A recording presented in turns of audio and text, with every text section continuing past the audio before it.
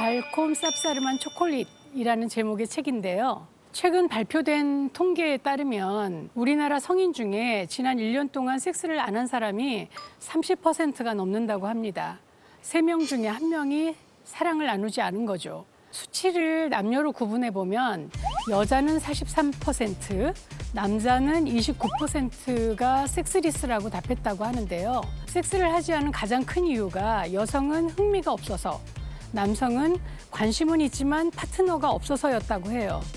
게다가 최근 사삐 운동이 마치 유행처럼 퍼져가고 있는데요.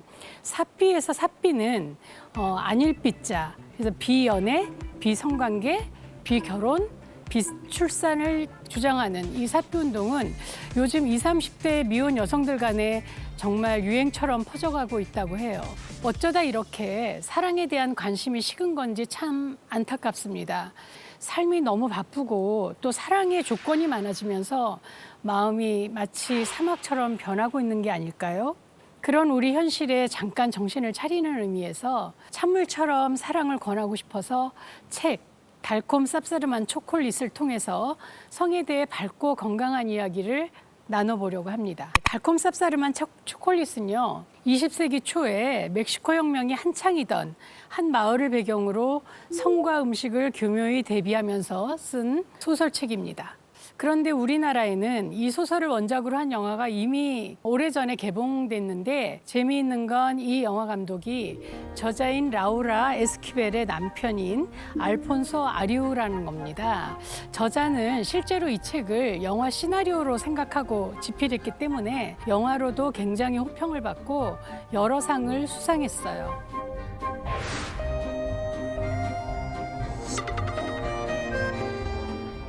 목차를 한번 살펴볼까요? 1월 크리스마스 파이부터 12월 호두 소스를 끼얹은 칠레 고추 요리까지 달마다 하나의 음식을 소재로 이야기를 풀어내는 아주 독특한 방식으로 쓰여져 있습니다. 주인공 티타는 멕시코의 대농장을 운영하는 한 부부의 막내딸로 태어납니다. 안타깝게도 티타가 태어난 지 이틀 만에 아버지가 심장마비로 세상을 떠나고 엄마 마마 엘레나는 하루아침에 대농장을 운영해야 하는 처지에 놓이죠. 뿐만 아니라 첫째 딸 로사우라, 둘째 딸 헤르트루디스, 막내딸 티타 다 먹여 살려야 하는 가장이 돼버린 거예요. 이 엄마는 남편의 갑작스러운 죽음에 충격을 받아서인지 어린 티타에게 애정을 보이지 않습니다. 그래서 아주 어릴 때부터 집 요리사 나차가 티타를 돌보게 하고 부엌에서 시간을 보내게 하는데요. 그런 티타가 15살이 되었을 무렵에 마마 엘레나는 가모장, 끝판왕의 모습을 보여줍니다. 티타가 떨리는 목소리로 페드로 무스키스가 어머니한테 할 말이 있어서 올 거라면서 얘기를 꺼냈어요. 그때 티타의 나이가 겨우 15이었죠. 너에게 청혼을 하러 오는 거라면 아예 그만두라고 해라. 그 청년이나 나나 괜한 시간만 낭비하는 거니까. 네가 막내딸이라 내가 죽을 때까지 나를 돌봐야 한다는 건 너도 잘 알지 않니? 티타는 크리스마스 파티에서 우연히 만난 옆집 청년 페드로와 첫눈에 반해서 사랑에 빠지게 되었어요. 그래서 페드로가 아버지랑 구혼하기 위해서 온다는 걸 눈치챈 엄마가 이 집안 대대로 내려오는 그 잔인한 전통을 이야기해주는 구절입니다. 막내로 태어난 티타는 사랑하는 남자 페드로와 결혼할 수가 없고 엄마가 돌아가실 때까지 옆에서 보살펴야 하는 그런 기막힌 운명인 거죠. 저라면 아마 엄마가 그렇게 얘기를 하면 도망을 가거나 했을 텐데 티타는 눈물을 흘리면서 이 운명을 받아들입니다. 그리고 이 가풍을 알게 된 페드로가 아주 충격적인 결정을 해버리고 맙니다. 그 제안은 바로 티타 대신에 첫째 딸 로사우라랑 결혼하라는 거였어요. 티타를 사랑해서 그 언니와 결혼하다니 정말 바보 같지 않나요? 그러면서 이들의 비극적인 사랑이 시작되고 티타는 죽을 만큼 절망스러웠겠죠. 나차는 많은 경험을 통해 티타가 만난 크리스마스 파이를 먹는 동안에 아무런 슬픔도 느끼지 않는다는 것을 잘 알았다. 하지만 이번에는 그 방법도 통하지 않았다. 위가 텅 빈 것 같은 허전함이 여전히 가시지 않았다. 티타는 배가 고파서 허전한 게 아니라는 걸 깨달았다. 티타가 배가 고파하는 건 사랑하는 남자가 언니랑 결혼한다고 하니까 당연한 거죠. 여러분, 식욕과 성욕 중에서 뭐가 더 강할까요? 실제로 우리 뇌의 그 호르몬 분비를 조절하는 시상하부에는 성욕을 느끼는 신경중추하고 식욕을 느끼는 신경중추가 굉장히 가까이 이렇게 붙어 있다고 해요. 그래서 이 두 감각은 서로 영향을 받고 또 서로 속이기도 하는데요. 연인이랑 이별하거나 혹은 배우자가 외도를 하는 그런 문제가 생기면 양푼에다가 김치랑 고추장을 막 넣고 밥 비벼갖고 막 먹는 그런 장면이 나오잖아요. 그렇게 사랑을 못 받으면 배가 고픈 거죠. 그런데 이렇게 슬퍼하는 티타를 마마 엘레나가 가만히 둘 리가 없겠죠. 이들의 결혼식을 위한 웨딩 케이크를 티타한테 만들라고 가혹한 주문을 하는 거예요. 티타는 케이크를 만들면서 페드로를 향한 그리움과 절망과 좌절감 속에 너무 울어서 반죽하고 케이크 위에 발라야 하는 캐러멜 소스가 너무 묽어졌다고 해요. 그런데 결혼식 날 이 케이크를 먹은 하객들이 이상한 반응을 보이는 거예요. 눈물은 이 괴이한 식중독의 첫 번째 증세에 불과했다. 모든 하객들은 크나큰 슬픔과 좌절감에 포로가 되었다. 결국 하객들 모두가 옛사랑을 그리워하면서 안뜰이나 뒷뜰, 화장실로 흩어졌다. 모두 마법에 걸린 것 같았다. 마당 한가운데서 단체로 함께 토해야 했다. 케이크를 먹고도 아무런 영향을 받지 않은 사람은 티타 한 사람뿐이었다. 티타가 요리를 하면서 막 울었던 그 감정이 음식에 녹아들어서 그 음식을 먹은 모든 사람에게 마법을 부리게 된 것 같아요. 흔히 음식을 할 때 어떤 기분으로 하느냐가 참 중요하다고 하잖아요. 얼마나 슬프면 구역질이 막 나오겠어요. 마마 엘레나는 티타가 케이크에 일부러 구토제를 넣어서 결혼식을 망치려고 계획한 거라면서 티타의 뺨을 세차게 후려 갈깁니다. 더 중요한 건 티타와 함께 요리했던 집 요리사인 나차가 그녀의 편에서 증언을 해줄 수가 없었던 겁니다. 그 케이크를 미리 맛보았던 나차가 그 전날 밤에 양손에 옛 애인의 사진을 꼭 쥐고 죽어버렸기 때문이에요. 그녀 역시 티타의 케이크를 맛보고 옛사랑에 대한 그리움을 느낀 거겠죠. 이후 티타는 죽은 나차를 대신해서 집 요리사가 되어서 나의 불행을 부엌에서 요리를 통해서 정화시켜 갑니다. 티타에게 요리는 시련과 슬픔, 질투, 그리움, 정욕, 내 모든 감정을 표현하는 통로면서 자기의 목소리를 내는 유일한 수단이에요. 그리고 그 요리를 먹은 사람들에게도 계속 영향을 주죠. 우리는요, 밥으로 사랑을 배워요. 사랑하는 사람한테 항상 물어보잖아요. 전화하면 밥 먹었니? 이렇게 물어보잖아요. 그래서 누군가를 위해서 요리를 한다는 그 행위 자체가 사랑이고 굉장히 멋진 일이에요. 신혼 때 시어머니한테 그 집의 음식을 배우려고 애를 썼다는 어떤 분의 이야기를 들은 적이 있는데요. 남편이 어렸을 때 먹던 엄마의 음식을 먹고 싶어 하면 그 음식을 해주고 싶었기 때문에 시어머니의 음식을 배우려고 했다고 그렇게 얘기를 하더라고요. 누군가 나를 위해서 요리해주고 그걸 먹을 때 왠지 그 사랑과 아낌과 존중과 배려를 받는 그런 기분이 참 좋잖아요. 제가 말하고 싶은 건 티타가 페드로에게 끊임없이 요리로 사랑을 표현한 것처럼 우리도 사랑하는 사람을 위해서 요리하자는 겁니다. 또 흥미로운 게 같이 밥을 먹어보면 그 사람이 어떤 사람인지 알 수 있다는 거죠. 이런 점 때문에 사실 바람도 밥 먹다 나는 경우가 많아요. 같이 밥을 먹다가 우연히 생선살을 발라서 올려주거나 혹은 깻잎 같은 것이 잘 떨어지지 않을 때 이렇게 떼어주거나 하는 배려에서 마음이 흔들려 버리는 거죠. 그래서 밥 먹는 동안 이 사람이 나를 이렇게 계속 관심 있게 보고 또 배려해 주는구나. 여기에 이제 마음이 흔들리는 거예요. 그래서 그렇게 식사 자리에서는 정이 가고 정이 떨어지고 하는 거예요. 자, 우리의 티타와 페드로는 어떤지 볼까요? 페드로가 아무 이유 없이 갑자기 그녀의 요리를 칭찬하지 않게 되면서 시작되었다. 상심한 티타는 더 맛있는 요리를 내놓기 위해 갖은 정성을 다 기울였다. 티타는 마마 엘레나가 페드로에게 식사를 칭찬하지 말라고 요구한 사실을 까마득하게 몰랐다. 마마 엘레나는 로사우라가 임신 때문에 몸이 불어난 것만으로도 우울해하고 자신감 없어 하는데 그런 그녀 앞에서 맛있는 음식을 구실로 티타를 칭찬하면 안 된다고 했던 것이다. 이 구절을 보면 페트로는 지금까지 티타가 해주는 음식을 먹고 그 요리를 계속 칭찬했다는 걸 알 수 있어요. 식사 자리에서 음식을 통해서 끊임없이 소통하고 사랑을 표현하고 확인해 간 겁니다. 요리가 이들의 사랑의 매개가 된 게 분명하죠.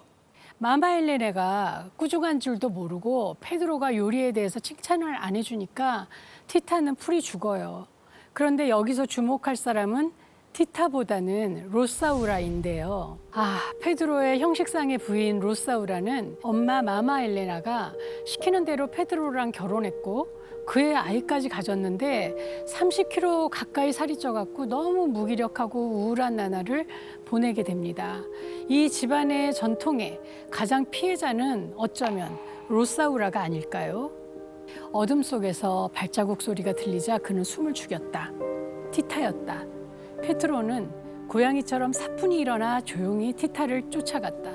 티타는 누군가가 자신의 입을 막고 끌어당기자 깜짝 놀랐다. 페트로는 티타에게 키스하면서 그녀의 손을 잡아당겨서 자신의 몸을 더듬게 했다. 페트로와 티타의 아찔한 첫 키스 장면입니다. 페트로와 로사우라 사이에 태어난 아들, 즉 조카를 위해서 티타는 젖까지 물려줘요. 상상할 수 없는 일이죠. 로사우라가 젖이 안 나오니까 사랑하는 조카가 굶는 게 너무 마음이 아팠던 모양이죠. 그래서 티타에게 젖이 너무 풍성하게 나오게 됩니다. 이 젖이 잘 나오게 하려고 하루 종일 맥주를 마시는 바람에 한밤중에 화장실을 가게 되는 거예요. 페트로는 그녀가 풍기는 향에 이끌려서 조용히 따라가서 첫 키스를 하게 된 건데 얼마나 뜨거운 감정이 오갔을까요? 불행 중 다행인지 그때 마마 엘레나가 티타를 찾는 소리에 서둘러서 둘은 몸을 뗍니다. 여기서 키스는 섹스하고 크게 다르지 않아요. 신체 부위의 일부가 상대의 몸속으로 들어간다는 것, 그것을 허락받았다는 점에서 저는 키스를 또 다른 섹스라고 부르기도 하거든요. 키스를 하면 우리의 뇌에서는 흥분과 쾌감, 행복의 호르몬을 막 뿜어내면서 가끔은 정말 열렬한 키스를 하면 정신이 나갈 때도 있지 않나요? 그런데 섹스리스 부부들을 보면 제일 먼저 없어지는 게 사실은 키스예요. 연애할 때는 많이 하다가 왜 결혼하고 나면 키스가 없어지는 걸까요? 자, 사실 키스 없는 섹스는 생각만 해도 너무 삭막해요. 하지만 많은 부부들이 피곤하고 하기 싫어도 의무적으로 섹스를 합니다. 이런 면에서 로사우라는 아내로서 페드로에게 철저히 무시당합니다. 페트로는 티타와의 키스에서 그치지 않고 섹스도 하는데요. 티타와 할 때는 사랑이 넘치고 막 열정적인 반면에 로사우라랑은 매번 섹스답지 않은 섹스를 해요. 심지어 페드로는 그녀의 벗은 몸조차 제대로 보지를 않습니다. 그냥 삽입만 하는, 그냥 아기를 낳는 섹스를 하는 거예요. 이런 상황이 계속되니까 당연히 이 부부는 섹스리스가 되고 각방 생활을 할 수밖에 없었겠죠. 티타에게는 정말 완벽한 연인이었을지 몰라도 로사우라에게는 너무 잔인한 남편이네요. 사실 로사우라의 입장에서는 엄연히 이 둘이 외도죠. 부부 사이에 외도가 일어나면 사실은 외도하는 사람은 자존감이 막 높아져요. 왜냐하면 누군가가 나를 좋아하잖아요. 그런데 그 상대방은 자존감이 막 떨어집니다. 왜냐하면 누군가의 경쟁에서 내가 졌고 그 점점 비참해지니까요. 하지만 이들 사이를 힘겹게 지켜보던 로사우라는 티타에게 이런 말을 하게 됩니다. 페드로가 나랑 왜 결혼했는지 그 이유 따위가 중요하지 않아. 결혼했으면 그걸로 끝이야. 너하고 페트로가 구석구석 숨어 다니면서 키스하다가 지옥에 떨어져도 나는 아무 상관없어. 이제 앞으로는 너희 하고 싶은 대로 다 하고 다녀도 돼. 다른 사람들이 모르는 한 나는 상관없어. 만약 나중에 누군가 너희들이 함께 있는 걸 봐서 나를 또다시 우습게 만들면 그때는 둘 다 뼈저리게 후회하게 만들어줄 줄 알아. 로사우라는 본인의 자존심을 지키려고 한 말이지만 티타에게 이 말을 하면서 속이 얼마나 썩었을까요? 너희 둘이 열심히 사랑하는 건 알겠는데 제발 남들 앞에서는 내 자존심만은 좀 지켜달라는 거잖아요. 어쩌면 정말 이 둘의 관계가 정실 부인인 로사우라로서는 아무렇지도 않은 채 쿨한 척 하고 싶었겠죠. 그런데 가만히 생각을 해보면 정확하게 보면 로사우라가 불륜을 시작한 거예요. 왜냐하면 사랑하는 동생과 그 남자 사이에 끼어든 거잖아요. 아무리 엄마의 명령이긴 했어도 동생의 남자를 가로채서 결혼한 거니까 비극의 씨앗을 스스로 뿌렸다고 해도 과언이 아니죠. 나중에 티타가 둘째 언니 헤르트루디스에게 페드로와의 섹스로 아기를 가진 것 같다고 고민을 막 하니까 헤르트루디스가 이렇게 말해요. 진실은 보는 사람의 각도에 따라서 달라지는 거야. 내 경우에는 너와 페트로가 진심으로 사랑하는데도 로사우라 언니가 아랑곳 없이 일부러 페트로와 결혼했다는 게 진실이야. 라면서 티타에게 끝까지 싸워서 페트로를 쟁취하라고 조언합니다. 로사우라 입장에서는 동생의 남자와 엄마가 결혼하라고 했을 때 거절하기만 했어도 이런 비참한 지경에 자기를 몰아넣지 않았어도 됐었을 텐데요. 이렇게 로사우라의 속은 계속 썩어 들어갑니다. 로사우라는 티타와 페드로를 놓고 죽어요. 그런데 죽은 이유가 조금 독특합니다. 로사우라의 방귀 소리가 들려왔지만 페드로는 처음에는 이상하게 생각하지 않았다. 하지만 마치 끝나지 않을 것처럼 평소보다 훨씬 더 길게 들리자 기분 좋지 않은 이 소리에 귀를 기울이게 되었다. 어쩌면 옆집 사람들의 자동차 엔진 소리일지도 몰랐다. 하지만 잘 생각해보니 자동차 엔진은 그렇게 고약한 냄새를 풍기지 않았다. 사실 참 웃픈 상황이죠. 결혼 생활 동안 심각한 소화불량에 시달리다가 죽기 직전에 아주 길고 커다란 소리에 방귀를 뀌고 눈을 뜬 채로 비참하게 죽게 됩니다. 고약한 냄새까지 났다고 하는 걸 보면 매 순간 남편을 감시하고 동생을 경계해야 하는 집에서 나갈 수조차 없었던 로사우라가 얼마나 속이 썩어서 죽었는지 저자는 아마 그것을 표현하기 위해 죽기 직전에 방귀를 뀌었고 냄새가 너무 심했다라고 표현한 게 아닌가 하는 생각이 들더라고요. 사실 로사우라가 그녀의 딸 역시 티타처럼 막내딸은 결혼하지 못하고 엄마를 죽을 때까지 보살펴야 한다는 전통의 희생물로 삼으려는 것 때문에 로사우라와 티타가 엄청나게 싸우게 되는데 그때 티타가 속으로 막 저주를 퍼부었었어요. 차라리 그 말을 안으로 집어삼켜 그 말이 푹푹 썩어서 벌레가 우글거릴 때까지 뱃속에 들어있는 게 더 나았을 텐데 라고요. 그 저주가 이루어졌던 걸까요? 아님 티타와 남편의 불륜을 참아내다가 속이 썩어버린 걸까요? 결국 티타와 페드로의 눈빛, 마음, 사랑이 로사우라를 시들게 했던 건 분명하죠. 이쯤 되면 헤르트루디스는 부디 온전한 사랑을 하면 좋겠다 이런 생각까지 드는데요. 이제 헤르트루디스의 사랑 이야기를 해볼까요? 다시 시간을 되돌려 볼게요. 페드로와 로사우라의 결혼식 날 죽은 채로 발견된 집 요리사 나차 기억나시죠? 어릴 때부터 부엌에서 어머니 대신 돌봐주었던 나차의 죽음은 티타에게 너무 큰 아픔이었어요. 그녀를 지켜보던 페드로는 그녀가 너무 풀이 죽어 있으니까 장미꽃을 선물합니다. 티타는 난생 처음으로 꽃 선물을 받아본 데다가 사랑하는 페드로가 주었으니까 마음이 막 들떴죠. 그리고 그때까지 이 티타는 페드로가 정말 나를 사랑한 걸까라는 마음 때문에 너무 힘들었거든요. 마마 엘레나가 티타에게 어떻게 네가 그 꽃다발을 받을 수 있냐면서 그 꽃다발을 버리라고 하는데 차마 버릴 수가 없었어요. 그래서 티타는 그걸 엄마 몰래 요리로 만들어요. 그 요리 이름이 바로 장미꽃잎을 곁들인 메추리 요리예요. 장미꽃잎을 하나하나 이렇게 뜯어서 요리를 하다 보니까 가시에 손가락을 찔려서 티타의 피가 스며들게 되고 이 요리가 곧 엄청난 파장을 몰고 옵니다. 그때 가장 큰 수혜자는 헤르트루디스였어요. 그녀는 이 음식을 먹고 다리에서부터 막 후끈한 열기가 올라오고 가랑이 가운데가 막 간지러우면서 의자에 제대로 앉아 있을 수도 없이 흥분을 해요. 몸에서 막 흐르는 분홍빛 땀방울에 온몸이 땀범벅이 돼갖고는 결국 견딜 수가 없어서 샤워를 하러 갑니다. 샤워기에서 떨어지는 물줄기가 몸에 닿기도 전에 증발해 버렸기 때문에 불행히도 헤르트 루디스는 샤워를 즐길 수가 없었다. 그녀의 몸에서 뿜어져 나오는 열기가 어찌나 강했던지 나무 판자가 뒤틀리면서 불이 붙었다. 불길에 휩싸여서 타 죽을까 봐 너무 두려웠던 나머지 완전히 벌거벗은 채로 샤워장에서 뛰쳐나왔다. 그때 그녀의 몸에서 뿜어져 나온 장미향은 멀리, 아주 멀리까지 퍼져나갔다.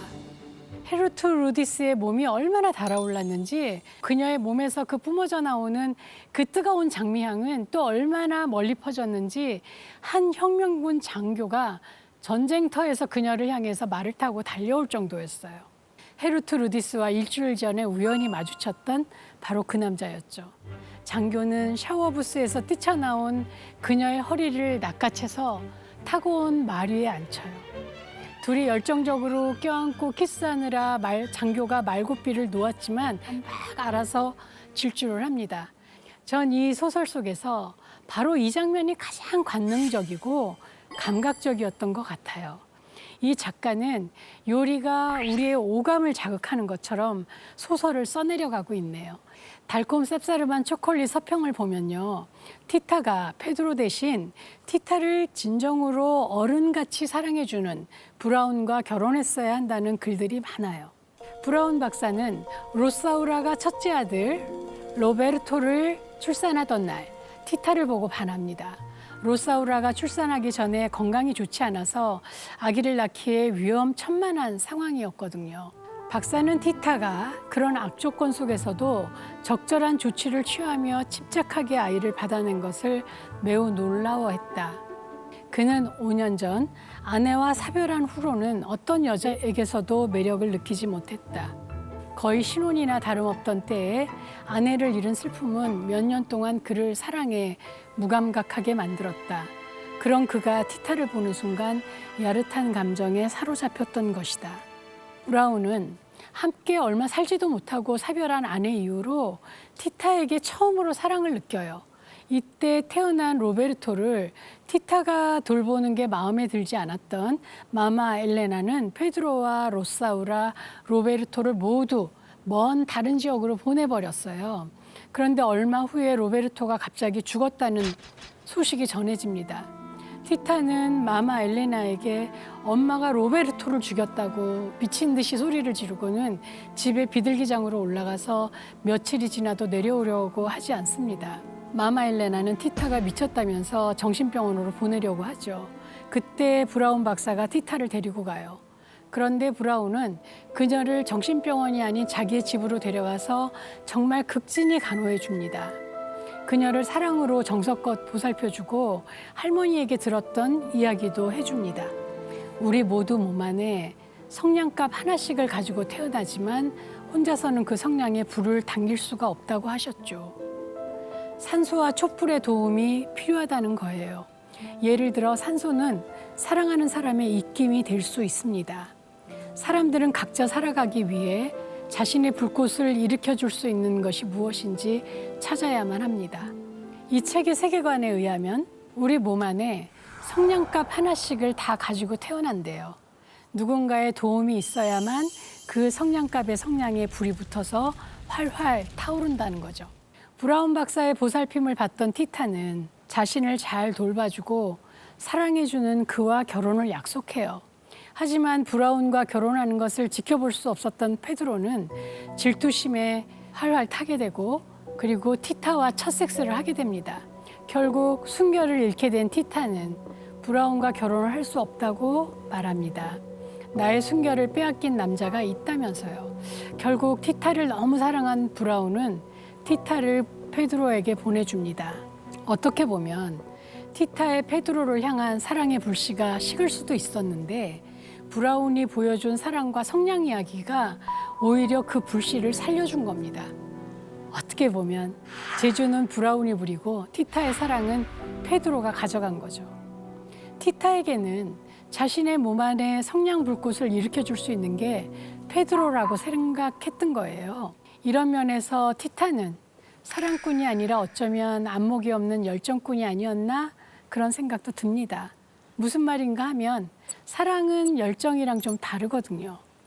열정이 상대의 키스를 받고 싶고 그리고 상대의 키스를 받을 때 내 몸이 짜릿짜릿 전기가 오르는 거라면 사랑은 그 상대의 단점이 보일 때 그걸 안고 가겠다는 어떤 의지를 가지고 같이 가는 것. 그것이 바로 사랑이거든요. 그래서 사랑은 의지가 있어야 합니다. 그 의지로 난관을 이겨내고 헤쳐나가는 거죠. 사랑에는 정말 중요한 것이 바로 그 지속성입니다. 그러니까 단점이 보인다고 해서 저 사람에 대한 내 사랑이 없어졌나 보다. 우리는 권태기인가 봐. 이렇게 생각할 게 아니라 그 사람의 단점을 알면서도 문제를 받아들이는 그리고 같이 가겠다고 결심하는 그때부터가 정말 진정한 사랑이 시작되는 겁니다.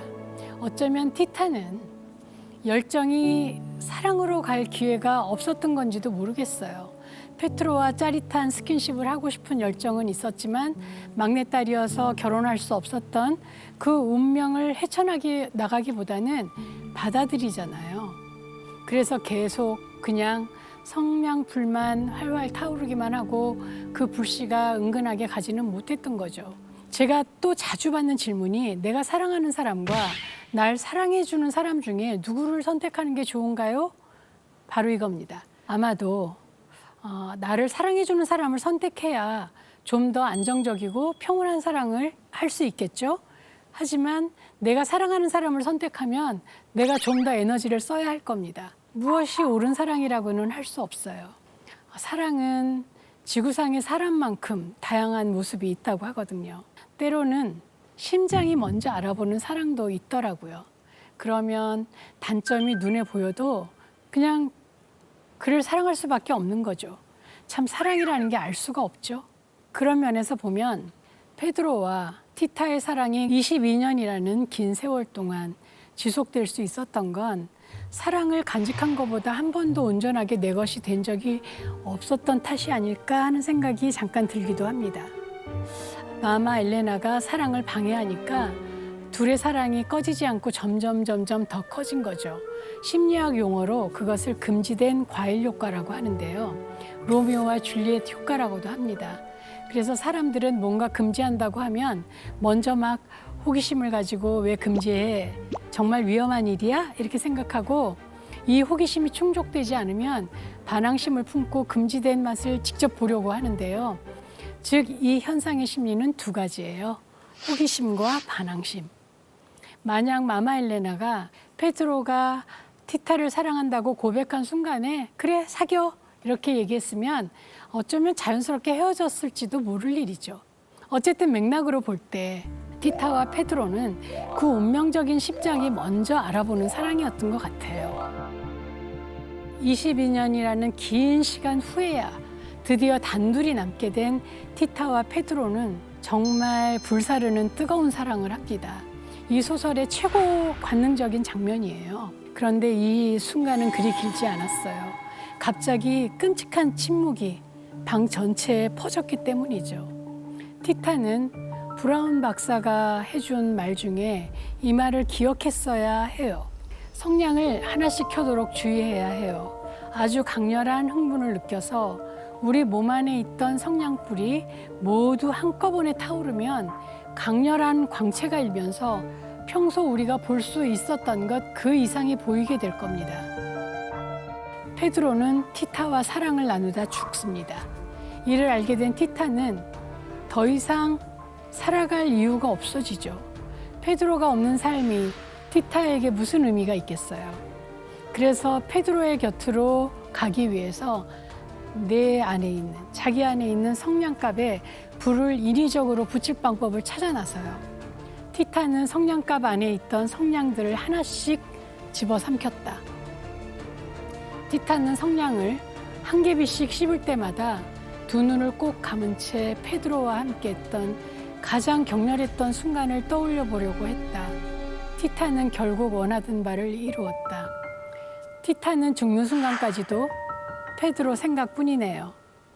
페드로를 처음 만났던 순간, 그가 사랑을 고백하던 순간, 그가 장미꽃을 주던 순간, 화장실을 가던 길에 그에게 붙잡혀서 첫 키스와 애무를 했던 순간, 그와 첫 섹스를 했던 순간 결국 티타는 페드로와의 사랑을 떠올리면서 몸 안에 성냥갑에 불이 붙게 됩니다. 그 불길로 집과 그 넓은 농장까지 모두 다 태워버리고 이야기가 끝이 납니다. 이 책 첫 장에 식탁과 침대로의 단 한 번의 초대라는 글이 적혀 있는데요.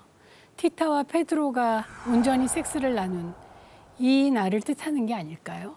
제가 일단 소개를 해드릴게요. 세종대 삼초컷 광클 교양 수업 성과 문화 네, 배정원 교수님이시죠. 반갑습니다. 안녕하세요.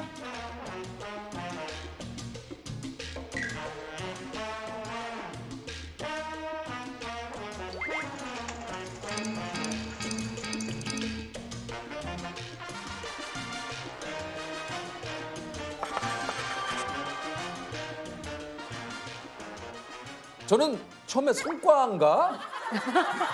성과 그래서 문화. 네. 문화에 무슨 성과를 왜 이렇게 앞뒤를 바꿨나? 네. 근데 어. 성과 네, 문화. 성과 문화. 근데 뭔가 클릭하고 싶다라는 생각이 드는 저도 이게 왠지 모르게 커리큘럼인 것 같아요. 네. 이게 3초, 네. 야 3초 컷이에요? 그러니까 성자만 보고 클릭하는 것 같아요. 그 호기심이 가득한 네. 친구들이니까. 근데 어떤 분은 계속 안 되다가 4년 만에 돼서 너무 좋다고 어떤 분은 또 네, 그러시더라고요. 한 1학년 때부터 듣고 싶었대요. 그게 오리엔테이션에서 얘기를 하나 봐요. 성과 문화 얘기를. 이거는 꼭 들어야 된다. 네, 우리 학교에 이런 게 있다 이렇게 자랑을 하시나 봐요. 그러다 보니까 이제 아이들이 듣고 싶어 하는데 워낙 광클하니까 못 오고 이제 4학년 말에 듣게 됐다라는 친구도 있고 결국은 4학년 때도 못 됐다. 이게 클릭을 못 해서 결국 이 수업을 못 듣고 졸업을 하신. 네네. 아하. 야, 근데 어떤 수업일지가 너무너무 궁금하네요. 궁금하시죠? 진짜. 네. 성과 문화니까 사회 전반의 문화 속에서 성을 다뤄요. 성의 개념, 성이 뭔지, 그리고 이제 사랑의 이론, 그리고 사랑하는 법, 뭐 사랑 유지하는 법, 사람 만나는 법, 그런 것도 있어요? 예, 잘 헤어지는 법, 그리고 성관계하는 법, 뭐 이런 것도 다 가르쳐 주죠. 와, 연애에 관한 것도 다. 네, 15주 동안 그게 다 커리큘럼이에요. 그리고 뭐 결혼에 대한 얘기도 해주고, 그리고 이제 성관계에 있어서 어떤 문제가 생길 수 있잖아요. 뭐 오르가즘이라든지 이런 조루, 지루 이런 얘기도 이런 문제가 생겼을 때는 이렇게 극복할 수 있다라는 그걸 얘기도 다 해줘요. 해줘요. 예, 열려있는 수업. 네. 아니 이게 진짜. 약간, 만약 예를 들어서 네. 이렇게 같이 있을 때 그런 얘기 들으면 약간 조금 이렇게. 굉장히 당황하죠. 굉장히 당황하고 제가 이제 성기 구조 기능도 다 보여주거든요. 이번에는 그러더라고요. 애들이 카페에서 왜 많이 듣잖아요. 네. 너무 깜짝 놀랐다는 거예요. 성기가 갑자기 이렇게 툭 떠가지고. 아직 온라인 수업을 하니까 카페에서 수업 듣잖아. 본인도 네. 모르지만 지나가는 사람은 어이 뭐야 이 사람? 그래갖고 굉장히 당황했는데 내 공부를 보는 거지 포르노를 보는 게 아니잖아라는 아니죠. 생각이 드니까 괜찮았다는 얘기도 하고요. 뭐 성 건강 관리하는 방법 또 그 폭력적인 파트너 만나지 않는 얘기 뭐 이런 것도 계속 다 해주니까 아이들은 굉장히 도움이 된다고 아주 그래요. 중요한 것 같아요. 예, 진짜. 참 그 진짜 중요한 것 같아요. 어떻게 보면 되게 실용적이죠. 네, 진짜 실용적인 것 네, 같아요. 네. 많은 학생분들이 또 이 과목을 듣고 싶어하는 이유인 것 같기도 네, 하고.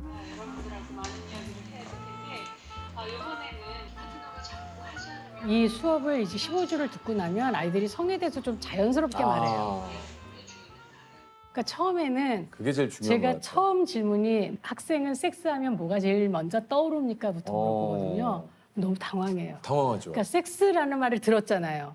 그러니까 뭔가 왜 자기가 대답을 잘 안 하면 이상한 사람이 될 수도 있다는 생각이 그렇죠. 드니까 맞아. 막 와 근데 저는 지금 이거 사실 이거 참 지금도 어렵네. 지금도 사실은 이제 우리 교수님이 이렇게 섹스에 대해서 네. 얘기를 해주셨는데 방송에서 이런 단어를 얘기해 본 적이 없는 것 같아요. 그렇죠, 그렇죠. 형도 그렇고 저도 그렇고 나이가 우리가 네. 있는데 섹스가 이게 가만 있어.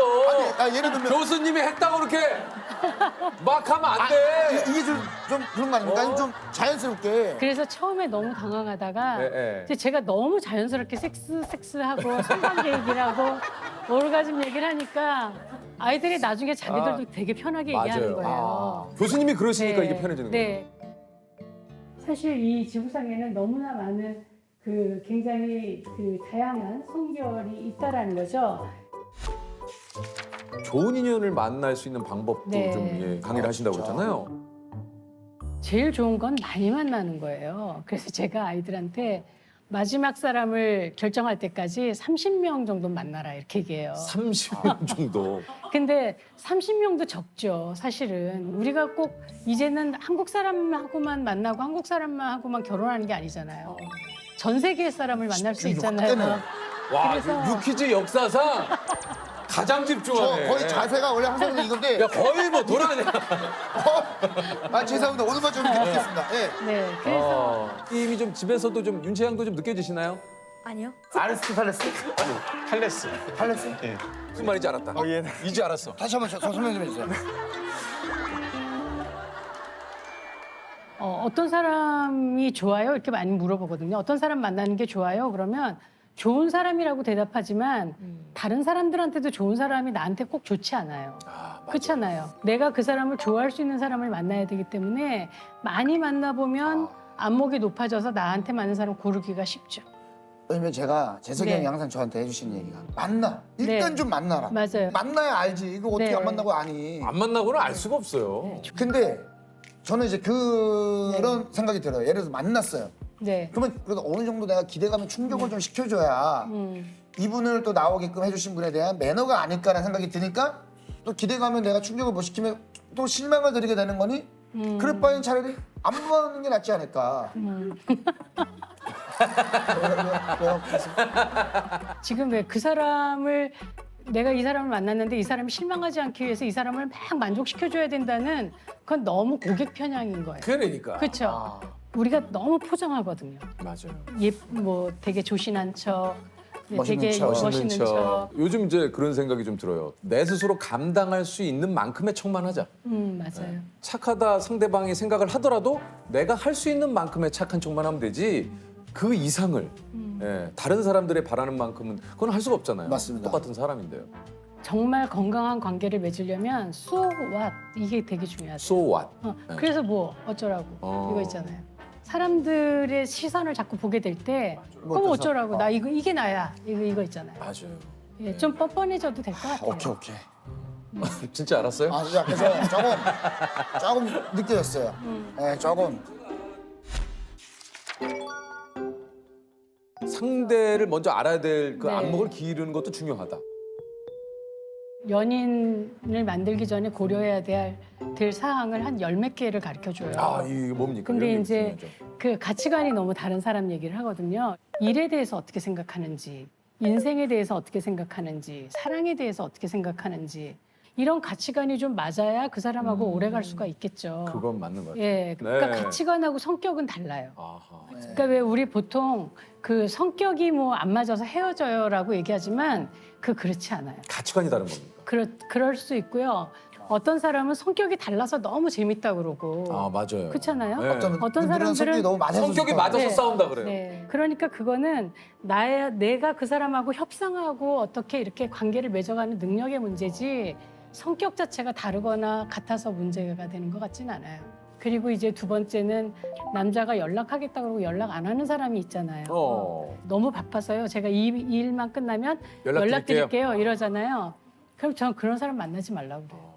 맞아요. 솔직히 말하면 남자들은 그 여자가 마음에 들면 전쟁 나가기 전에도 전화하잖아요. 아, 그럼요. 그러니까 시간이 없다는 거는 그러니까 거짓말이에요. 그거는 일종의 어장관리 같은 네, 그런 느낌이라서 거죠. 네. 그거는 맞아요. 그 사람이 네가 정말 간절하게 만나고 싶은 사람이 아닌 거야라고 맞아요, 얘기해주고요. 그러니까 우리가 뭐 이성 간에를 떠나서 친구들 사이에도 연락 잘 안 된다는 친구들이거든요. 네. 그러니까 저는 그런 친구들하고의 관계를 오래 유지하지는 않는 스타일이에요. 그러니까 자기가 네. 편할 때만 연락하고 그렇죠. 왜 내가 정말 필요할 때는 연락 안 되고. 연락 안 돼요. 네, 그리고 뭐 갑자기 네. 몇 달 뒤에 뭐 며칠 뒤에 뭐 나타나가지고 아 그때 뭐 잠을 잤어. 잠을 잤는데 몇 달을 자. 네. 깜빡 잠들었는데 한 3일 있다가 전화가 오더라고요. 말이 안 되는 거예요. 말이 안 되는 거예요. 핑계입니다. 네, 핑계. 자주 늦는 사람도 조금. 네. 예. 자주 놓는 게 이제 그 사람을 배려하지 맞아. 않는 거죠. 맞아요. 그러니까 그 그거는. 사람을 만나는 네, 시간이 맞아요. 소중하면 일찍 나가서 기다리겠죠. 맞아요. 너무 습관적으로 늦고 이러는 그렇죠. 건 그거는 잘못된 거예요. 나를 존중하는 것 같죠. 잘 헤어지는 법. 아이들이 또 이별에 대한 좀 환상 같은 게 있어요. 아름다운 이별. 그래갖고 디데이를 정해놓고 막 못해줬던 걸 해주기도 하고 이러면서 상대를 막 혼란스럽게 만드는 뭐야? 거죠. 그건 또 뭐야? 그러니까 막 그 친구는 막 이 자기 여자친구가 그 꽃을 보고 싶어 했었대요. 벚꽃. 근데 그걸 한 번도 간 적이 없었다고 그거를 꼭 가보고 아니, 헤어지겠다고. 그러니까 헤어지긴 헤어지는데 그 전까지 당신과 못해줬던 하지 거를. 못했던. 네, 그러니까 좋은 남자로 기억되고 싶은 거죠. 아니 그게 네. 뭐야? 아우. 제가 그냥 박살을 내주죠. 이별은 아름답지 않아. 심지어 소란스러울 수도 있어. 그리고 막 울고 막 그럴 수도 있잖아요. 있죠. 아, 울죠. 그래서 연애를 얼마간 했으면 당연히 사랑한 만큼 아프잖아요. 그걸 겪어야죠. 겪고 그 사람을 내 마음에서 좀 떠나 보낸 후에 미련을 막 두고 그러면 그러면 오늘부터는 친구로 지내자 이렇게 얘기할 때가 많아요. 근데 어제 애인이 오늘 친구가 될 수 없어요. 그거 네. 그거 어떻게 됩니까? 예, 그래서 헤어지기 전에 좀 정말 내가 헤어져야 되나? 우리가 정말 안 되겠나? 이걸 여러 번 생각해 봐야 하고 근데 정말 안 된다. 이건 정말 내가 감당이 안 된다라고 생각을 하면 번복하지 말고 단호하게 헤어지는 게 맞다라는 거예요. 교수님, 너무 힘들다. 이거 사랑도 너무.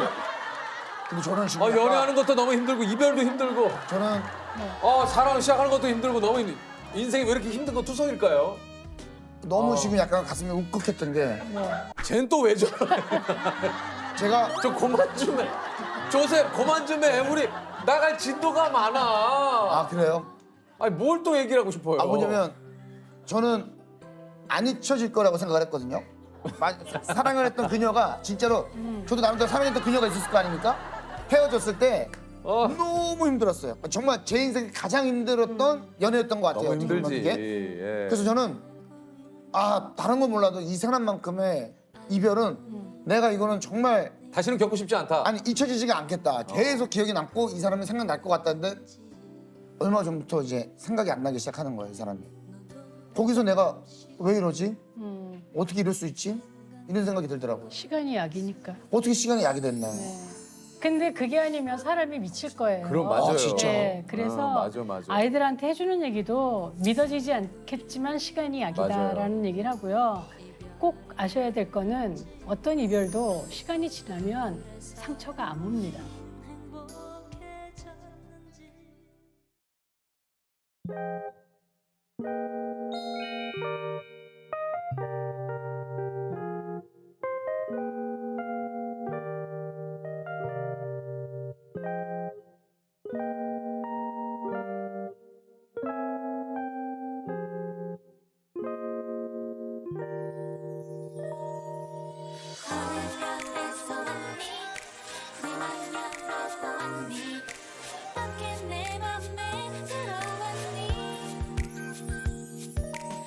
교수님 강의 과제 중에 데이트하기 과제가 있다고요? 네.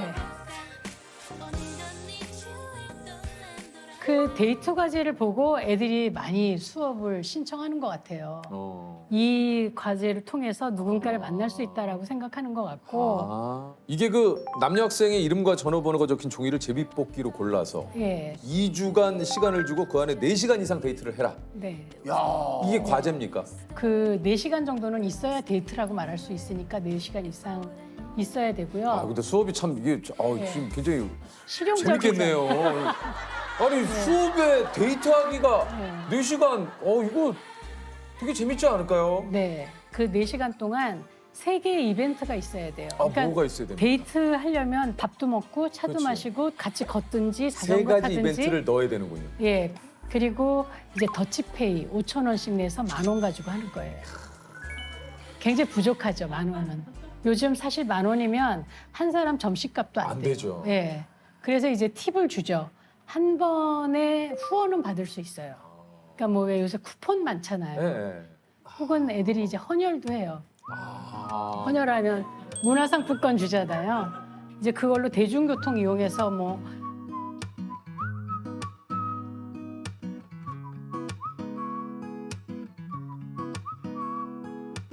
커피 사서 나눠 마시고. 이거 재밌겠다. 네.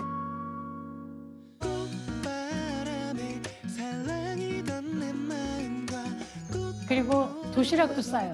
도시락도 싸요? 네.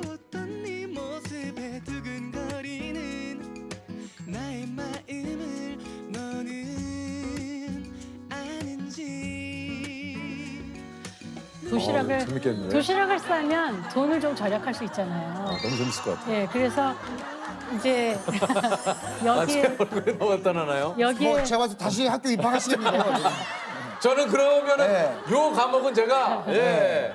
그리고 이제 어떤 어머니가 우리 아들이 처음 데이트를 하고 어머님이 김밥 싸주신 적 했고 어떡하면 그날 다시 돌아오게 할 수 있는지 내게 가르쳐 그리고 영수증 붙여야 돼요. 돈 어떻게 썼는지 봐야 되니까 이제 인증샷 둘이 어딜 갔으니까 야, 인증샷. 이거 뭐 최고의 수업이네요. 야, 근데 이거 네. 인증샷이 또 어떻게 나올지도 궁금하네. 어쨌든 데이트를 하면 이걸 레포트를 써서 작성을 하는 건가요? 네, 레포트를 내야 되고요.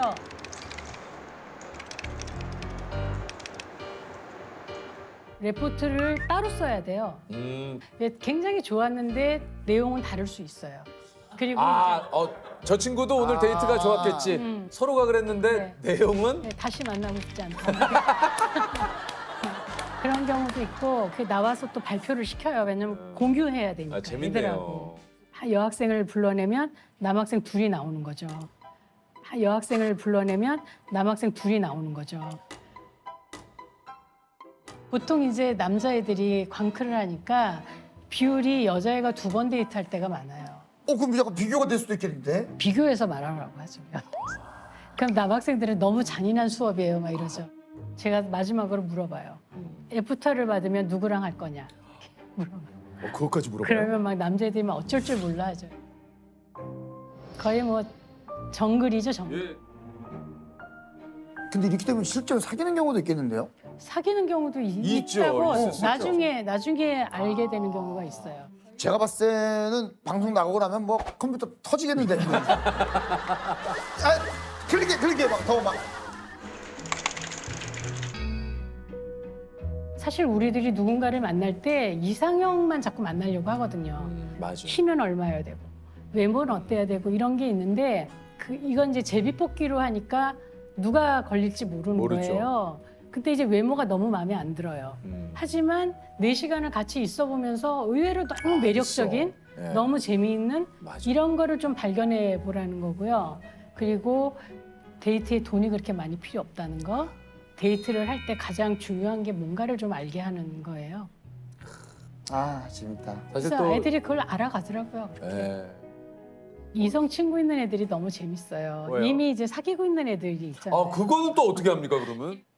이거 하면 제 여자친구 헤어진대요. 레포트인데도 그게 좀 네. 만나는 거 싫다는 거죠. 얘가 언제 데이트하는지를 알잖아요. 알죠. 계속 문자 보내는 거예요. 재밌니? 뭐. 분위기 좋니? 뭐 이렇게.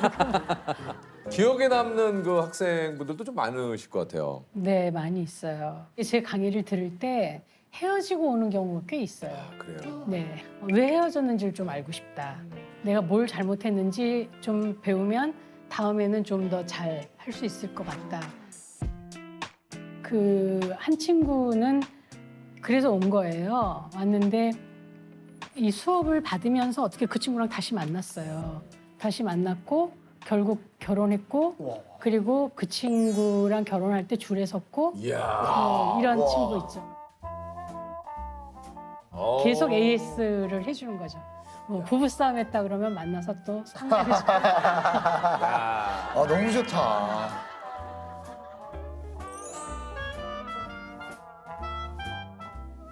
네, 그래서 그럴 때 고맙죠. 아니 이게 이제 예전에 비해서 어떻게 보면 연애나 결혼이 이제 필수인 시대는 네. 아니잖아요. 그럼에도 이런 강의를 통해서 우리 그 듣는 많은 학생들에게 전달하고 싶은 메시지가 좀 있다면요. 그 연애나 결혼을 꼭 하라고 그러는 건 아니에요. 그리고 우리가 일생을 살다 보면 누군가는 만나게 되어 있어요. 그렇죠? 만나는 게 행복하고 그럴 때 어떻게 내가 좋은 사람으로 만나고 또 좋은 사람을 만날 수 있고 그래서 내가 행복하게 삶을 잘 꾸려갈 수 있는지에 대해서 아이들이 배워가면 좋을 것 같아요. 아, 사실 우리는 내가 보는 나는 정확하지 않죠. 내 사랑하는 사람이 보는 나를 보면서 나는 굉장히 근사한 사람이잖아요. 그러면서 나는 점점 더 왜 살아갈 힘도 없고 더 멋있어지고 그러는 것 같아요. 내가 나를 귀하게 생각하고 돌보고 그리고 왜 남을 또 돌보는 방식 같은 것들을 배웠다라고 얘기한다면 그래서 내가 성장했다라고 얘기한다면 그러면 뭐 전 다 한 거죠.